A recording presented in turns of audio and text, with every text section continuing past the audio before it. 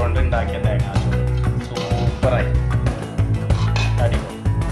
ഇനി അതിനനുസരിച്ചുള്ളൊരു പിന്നെ കറി ഉണ്ടാക്കി, ചിക്കൻ കറി. ഇതും സാധാരണക്കാർ തന്നെ ഉൾപ്പെടുത്തട്ടോ, കാരണം മീനിനൊക്കെ നല്ല റേറ്റാണ്. കോഴിക്കും തന്നെ അതാണ് കുട്ടികൾക്കൊന്നും പറയാൻ ടേസ്റ്റ്.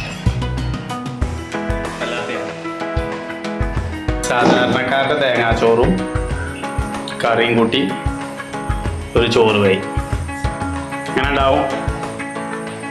ഞങ്ങൾ രസം പിടിയിൽ അരി കൊണ്ടാണ് വെച്ചേക്കണം. നല്ല ഉഷാറ്, കാണാൻ തന്നെ ചോർക്ക്.